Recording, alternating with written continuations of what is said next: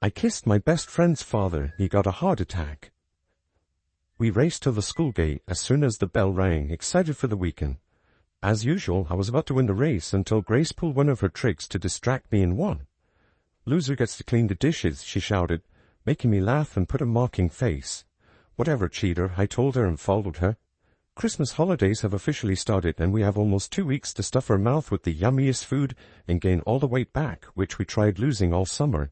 But this is our yearly routine, and it's the most fun part of the year. Grace and I have been best friends since childhood, when her family shifted in our neighborhood nearly 17 years back, when I was just 3 years old. My mother tells me I ran to them and tried helping them arrange their furniture when they were moving in, and everyone still laughs at this, but ever since then we have been pretty close. We started celebrating our own Christmas ritual when we were 5 called bed and breakfast, where we would have a sleepover or watching movies, playing around the house, building a castle, late night snacks and playing games, and waking up next morning to some great breakfast cooked by our parents, either at my house or hers. Not just this, we have another tradition made just for me and Grace, where we tell each other our biggest secret every year. Just like I told her 2 years back that I'm gay, which she accepted openly, and to its exchange she told me that she kissed my brother, which shook me and made me cringe bad, but I couldn't get angry, as per the promise that we will not judge each other no matter what the secret is, and will stick together as it is. So I just laughed it off. We know everything about each other except this one little secret of mine that I've kept with me for the last few years, and it's going to be a secret that I will keep with me forever unless...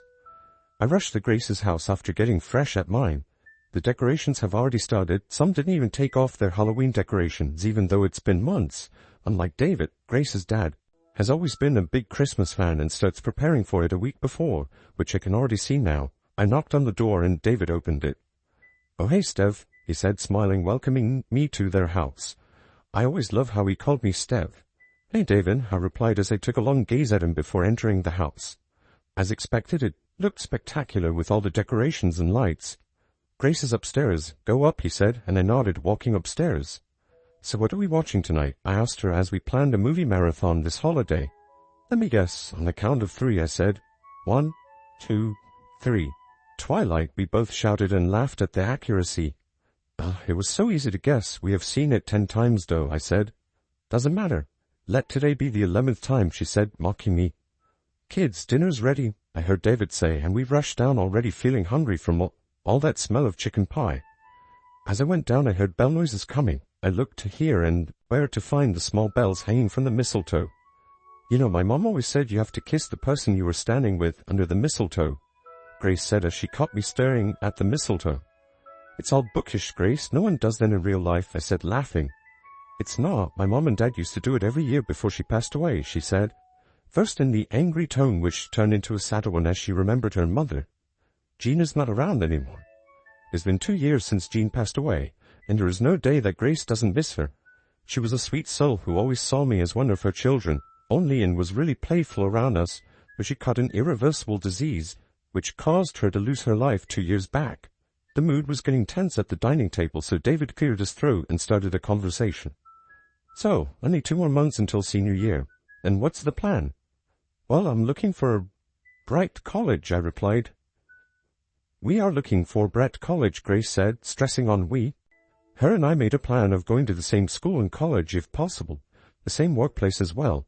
We pretty much love each other's company and have no plans of changing that. We were done with dinner. Grace picked some dishes and went to the kitchen. David and I started cleaning the rest of the place. I kept glancing at David. He looked really handsome and big in his white shirt that fits his bulky body perfectly. Even though he's nearly 45, no one can make that out because of his physique, which he has maintained really well. He caught me looking at him and asked, "Care for a drink?" "Yeah, sure, I will get the glasses," I said, feeling a bit shy, and walked in the kitchen to get the glasses and called Grace. We both happily came out of the kitchen, excited to drink something real. We're not regular drinkers, but it's fun to drink with David once in a while, especially when my parents have no idea about it, and David is helping me keep it that way, but only until I keep the promise of not drinking outside. We all sat in the living room, putting on Twilight to watch while David made our drinks. He came back with a tray and we all picked our glasses.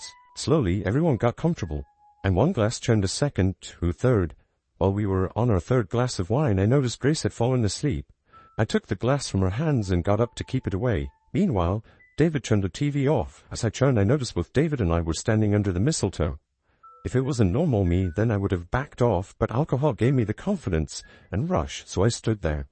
I could see David being tipsy as well, which was suiting my energy. "Is it true that I have to kiss under the mistletoe?" I asked him to take a step closer. "Guess it is," he replied while standing still. "Then I would like to be a part of this tradition," I said as I pushed myself closer to him, until my lips met his and we shared a kiss. We both stood there for a few seconds with our lips touching each other's, but not moving. A minute later, David moved back, making me move back as well. We just looked at each other and continued with our work as if nothing happened. "I will help Grace to bed," I said before leaving the hall. I picked Grace up and carried her to her bedroom, which we both were going to share tonight. It doesn't sound weird to anyone considering I'm gay and that we build our separate tents during Christmas to sleep in. I put her in her tent, which was full of her plushies, fairy lights and some tinned lip balms, moved towards mine, which I wanted to keep as simple as possible. But Grace managed to put some fairy lights on that as well, but thank God that she at least considered the color and chose a cool blue light. I slipped inside and laid there for a while, definitely not sleepy, but in the haze of alcohol, I couldn't take my mind off the kiss. It's the first time ever I was so close to David as a man, after liking him for nearly 5 years. I tried to stop myself from liking him, knowing it's wrong and that he had a wife back then, but it only became stronger when I overheard David and Jean's conversation, where David told her that he is bisexual and had a boyfriend before they got married. Jean took it sportingly, knowing what a great husband David is, but it made my stomach turn upside down as it gave me hope that there can be something between us, maybe even for a day. I don't know how long my thoughts kept me up, but as soon as I heard some faint noises coming from downstairs, I took a look at Grace, who was peacefully snoring, and pulled a cover over her properly. She immediately cuddled the blanket. After that, I slowly opened the door without making any noise. I wasn't that drunk by now. In fact, that was pretty normal, so I walked without trembling here and there. As I stepped down, I saw a faint figure under the dim lights in the hall. I stood on the stairs, realizing it's David, and kept watching him from afar. He was cleaning all the mess we'd made over the night, probably for the morning breakfast plan. I looked at the clock, realizing it's 4 a.m., too early to clean, so I walked toward them. He noticed my sudden presence and flinched. "Oh, Stev, what are you doing this early?" he asked, but I questioned him back. "I heard some noises, so I came down to check. Are you cleaning so early in the morning?" I asked him. "Oh, well, same. I wasn't able to sleep either, and sorry for the noise," he said. "It's all right. I wasn't sleeping anyways. Here, let me help you clean," I said, and started picking up the unfinished fruit bowls. "It's all right, Stev. Try getting some sleep," he said. But I ignored it and continued cleaning. He gave up after a while and started cleaning the other side. This time I noticed him staring at me just like I did hours back. His glares gave me butterflies, but I tried focusing on my work. Nearly half an hour went in cleaning, and we were good to go. I walked up to him to give him all the blankets which he saw, and immediately came to help me carry them. But again, this time we found ourselves under the amazing mistletoe that made my dream come true hours back. But before I could move away, David held my hands. "Stev, about the kiss." It was sudden, and maybe because of the alcohol, I didn't hold. I cut him off before he could finish. "You regret it, David?" I asked him. He took a while to answer, so I repeated myself again. "Do you regret it, David?" "Be honest," I said firmly, ready for any sort of answer. "No." To my surprise, he said no. "Then I'm going to do it again," I said, dropping the blankets off our hands and pulling him in for the kiss. His hands reached for my waist, pulling me closer, and our lips intertwined together. I could feel the heat between us. Neither of us stopped kissing. We pulled each other in closer and closer, even when we were running out of breath. I took a pause and rested my forehead on his. "You have no idea how long I waited for this," I told him, and felt his lips curved into a smile. "It's so sudden for me, but I'm loving every second of it," he said, making my heart race faster. "I can't stop kissing you, David," I said bluntly. "And I don't want us to stop, Stev," he said, pulling me into his kiss again. After continuing for a while, we decided to stop before it's too late. "Go to sleep now," he said, patting my hair. "You too," I told him. He playfully spanked me, and I ran upstairs smiling. I opened the door softly and checked on Grace again, and just like I left her, she was fast asleep, snoring softly, while cuddling her blanket. I walked towards my tent and turned off the fairy lights. I thought I won't be able to fall asleep, but I slept faster than ever with this taste around my lips. I woke up next morning with a tasty smell of waffles, but also something heavy on my body. I opened my eyes to realize it's Grace. She must have come a while back to wake me up, but ended up falling asleep.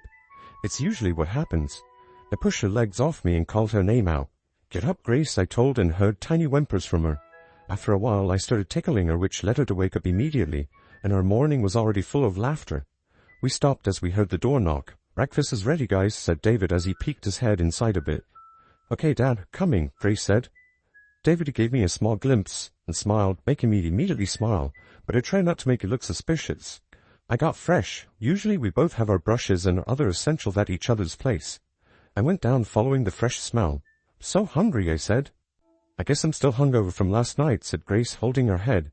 "Here, have some juice," David said, passing her the glass of fresh orange juice. He has always been a sweet, caring dad, which makes him 10 times more attractive. He served me hot waffles with some sausage and juice. We started eating and Grace started the conversation. "Last night was so fun, but I don't remember what happened after we all drank," she said, and I heard David cough loudly, which made me smirk. I thought I would play around a bit. I pushed my legs toward his under the table, smoothly gliding it up and down his legs. I noticed his body getting tense. It's cute how he's double my age, yet his body reacts like this with just one touch. "Nothing much. David and I just watched TV for a while after you slept," I said. "Y'all watched Twilight without me?" she screamed. "No, chill. We just flipped through the channels and saw this one gay movie we found randomly," I said, making David raise his eyebrows. I noticed a small smile on his face. All of a sudden, he trapped my leg between his legs, making my heart flutter immediately. "You don't turn him gay, Stephen. No offense," she said, laughing. "Oh, trust me, it's the other way around," I said, and noticed a serious look on her face. "Just kidding," I laughed it off, and she hit my arm slightly. We were all done with breakfast, the final thing for our bed and breakfast, although this time it was way more than that. "So what plans for the evening?" Grace asked. "I'm already tired, Grace," I told her. "Why, you lazy punk? You slept all night," she said. "Sure I did," I scoffed, looking at David. "Okay, I'm going home now. I need to take a nap. I'll text you about our plans later," I said, and bid my goodbye to both of them. I reached home and met my parents, who were busy talking to relatives about holidays. I said hi to them over video call and went straight to my home to take a nice shower, followed by a nap. A few days went just like that, with me meeting Grace and hanging out either at my house or hers, until Christmas was finally over. In the middle of us hanging out, I got some moments alone with David, which we both enjoyed, secretly kissing each other a few times, and even us dancing along with Grace and holding each other without any suspicion of Grace. Now we just have a week's worth of holidays left, so we sat in my backyard and made a list of things we needed to do. "We need to go to the beach," she said, and I wrote, "Fish hunt," I said. "Why can't you call it fishing like normal people?" she said, making an annoyed face. "Because our ancestors have always hunt their food," I said, mocking her back. "Okay, I need to buy some more sweaters before school opens again," she said, and I wrote it down. "You're helping me paint my garage," I said. "No way, I'm not ruining my skin or clothes painting a garage," she said. "Well, if you say so, I guess Lucas and I will have to do it by ourselves," I said, knowing she won't say no now.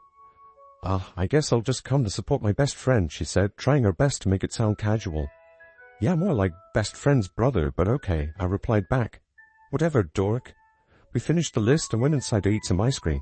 Next morning I woke up to something blowing a horn right on my face. "Brace, stop," I shouted. "Who let you in?" I shouted again, angry as I was still sleepy. "Someone who is not wasting his time sleeping like you," she replied, taunting me. I will kill Lucas," I growled. "You need to get up for that first," she said, blowing the horn again. It annoyed me, but it was also funny. I woke up, finally giving in. When I opened my eyes properly, I noticed Grace wearing an all-floral swimsuit, which made me realize it was our beach day. "Oh, sorry, I forgot. I'll get ready now," I said, and rushed to my bathroom. I took my car keys and we left for the beach. It was not that crowded, so we had a lot of fun throwing each other in water and hitting each other with the wet sand. After hours of sitting there, it was getting dark, so we decided to pack and return home. "I'm so tired, I'll probably take a nap as soon as I get home." "All right, sleepyhead," I said, and drove us back home. She got off immediately. "Take your bags," I shouted from behind. "Carry them for me, thanks," she said before running away. This girl," I exclaimed before carrying all her stuff inside her house. As I stepped in, I noticed David sitting on the sofa watching football. "Hey, Stev," he said in his raspy voice. "Hey, David," I replied back. "I've Grace's bags," I told him while showing the bags I was carrying. "I'll keep it anywhere. She already went up," he replied, and I kept him on the couch. "Would you like to watch this match with me?" he asked me, patting me on the space beside him, and I couldn't say no. I sat beside him feeling shy. I was sitting close enough to him but was distanced by the pillow between us, which he noticed me staring at and removed it immediately, causing our legs to touch. Even though we have kissed a few times, almost like this makes my heart flutter. We started watching the game and I heard him cheer for his favorite team, which happened to be my favorite as well. He looked like a kid cheering for his team. It was so cute in that moment. I held his face and kissed him. But to my surprise, that soft kiss turned into a heated moment. His hands reached down my waist and he pulled me deeper into the kiss. "Should we take it to my room?" he asked, in his raspy voice, breath shaking. I immediately nodded. He held my hand and we walked towards his room, kissing each other desperately. I was thankful that Grace was tired and probably taking a nap right now. As we reached his room, he pushed the door and things got even more heated between us. He sat on the edge of the bed with me on his lap.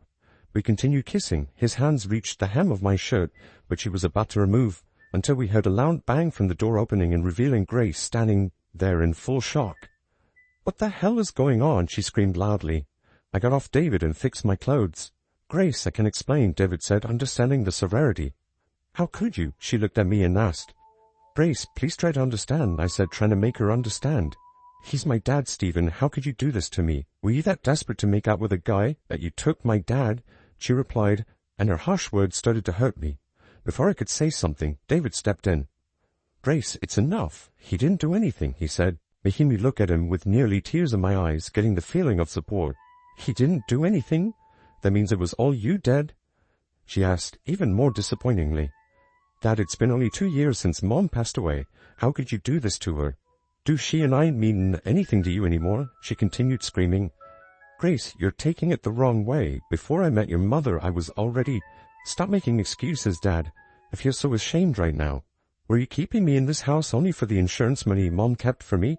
She said it out of nowhere, and it was the harshest thing she has ever said, considering how sweet David is to her and was to her mother, Jean. "Dad, honestly, I'm so disappointed in both of you, I can't even imagine." "David," I cut Grace off as I noticed David falling on his knees while clenching on his chest tightly. Before he could say anything, his breath became heavy. "Call 911, Grace." "What's happening?" she asked. "Call 911, we don't have time," I screamed at her, and she ran downstairs to get the mobile. I kept holding him and rubbing his chest to ease the pain, but nothing seemed to work. I tried talking to him until an ambulance arrived to keep him awake. 20 minutes later, the ambulance arrived and we shifted him in. Grace and I sat next to him and kept holding his hand. I noticed it was getting awkward for Grace to see me like this, and I understood that the relationship of her father and daughter is stronger here, so I pushed myself back and let her take charge. We reached the hospital soon, and the doctors shifted him to the ICU. Grace and I stayed outside waiting for some news to come. Meanwhile, I excused myself for a while. I needed a moment to understand all that happened and how to face Grace now, since I can't leave her like this. And yes, I do owe her some explanation. So I decided to take a drink from the vending machine and went back to her. "Here, half of this," I told her, while giving her a can of juice. She took it without causing any scene.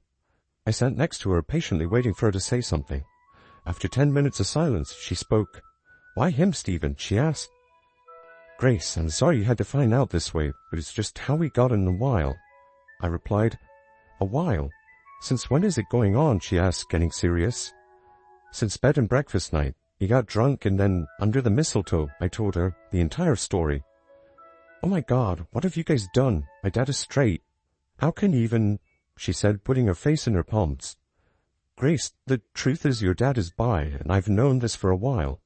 I overheard him telling your mom some years later, which kept me going on to like him, or else I would have stopped. I promise, but knowing he is bi gave me a little hope, which led to this." I explained everything to her. "What? Why did I not know about this?" she questioned me back. "Maybe it wasn't required for them to let you know about it, but your mom took it really well," I told her. "It's too much for me to take it while he's in the ICU, all because of me. I need some time," she said, and started sobbing. I didn't say anything further, but hugged her. "It's been 2 days since he woke up. Doctor said it was a minor heart attack, but could have been serious. He also said it's important that he doesn't take any stress and takes good care of his physical and mental health. We'll make sure of it, Doctor. Thank you so much," I told him. In these 2 days, Grace was alone a lot of the time while I stayed around her to keep an eye on her and David at the same time. We heard a nurse saying that David is up now and we can meet him. Before I could say anything, I saw Grace running inside and hugging David. He hugged her back, and it was a lovely moment to witness, so I decided not to interrupt. I stayed by the door and heard Grace say, "Sorry, Dad." "You're like this because of me," she said, sobbing. "No, dear, it has nothing to do with you. Maybe you were right," he continued. "No, Dad, I was wrong. I should have understood that it's time for us, especially me, to move on from Mom and allow you to do the same in any way you like. After all, you are an individual and you deserve to be happy. Let it be with anyone, even Stephen," she said, making both of her eyes go widen. "What do you mean?" David asked. These 2 days I understood that it's more important, Dad. It's how we all feel rather than what others think is right or wrong. So go ahead with your relationship with Stephen. I'm sure Mom would be happy too, she replied, making both of us cry. I ran to them and hugged both of them. By now all three of us were in tears but also glad to have each other around. Conclusion. It's been a year since Stephen and David came together. David's health became way better after all the love and care he was getting from everyone. Grace filled in for college and decided to move to another country while Stephen couldn't get in the college, but both Grace and Stephen took it sporty. He applied for another college in the town, which also helped him stay near David and enjoy his new relationship, which was full of roller coasters. Both David and Stephen would go visit Grace every weekend. Grace would come back during holidays. Their bed and breakfast tradition continued, and just like any other year, they made their holiday a list and built their tents decorated with fairy lights for both of them, without caring about him being a boy. They happily celebrated the holidays and festivals together, and Grace watched the couple kiss under the mistletoe. The end. What would you do if you were in the place of Grace? Let us know what you think in the comments. Thanks for watching. Consider subscribing to become part of our Rainbow Force and stay wholesome.